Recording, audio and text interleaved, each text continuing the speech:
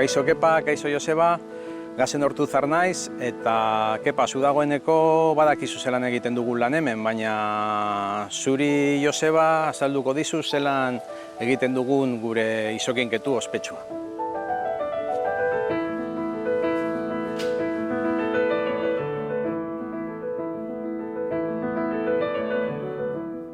Lehenik eta behin egiten duguna da izokina garbitu, eta behin hori egiten dugunean, horrelako pieza bat edukiko genuke. Honekin zer egiten dugu? Marinatu. Gu marinatzeko errefinaturik gabeko gatza eta azukrea erabiltzen dugu. Azukrea da panela de Ecuador. Eta gu marinatzeko modu berezi bat daukagu, baina hori da top secret eta ezin dizuet esan.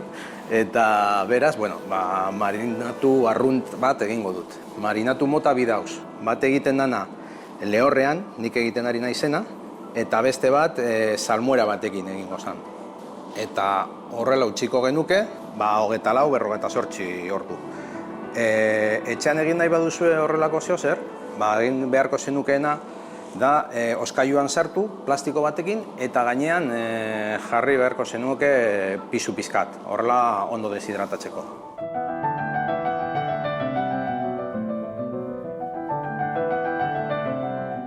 Hogeita lau ordu pasata, orduan izokina horrela geratuko zen. Geratzen zaion azukre eta gatz pizka hau kenduko genioke, eta gero ondo lehortu beharko genuke, eta ja, zuzenean, hurrengo pausua izango zen etxea. Ja, edukiko genuke prest, eta beraz, labera.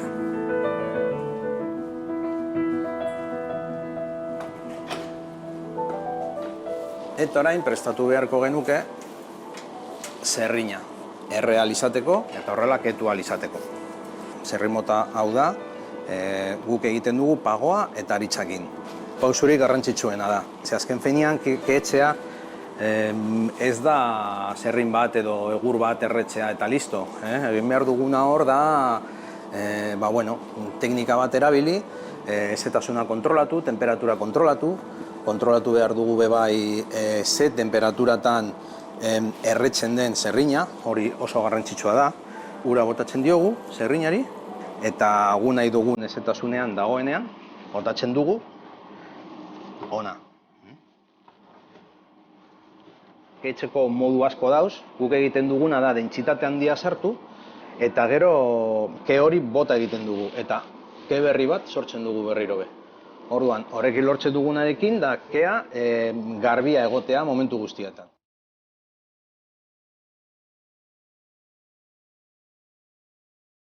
Orain 8 ordu igaro dira, eta begiratzen dugu ea zelan dagoen. Baina orain badirudi ondo dagoela. Beraz, aterako dugu, eta orain lehortu beharko dugu beste 24 ordu.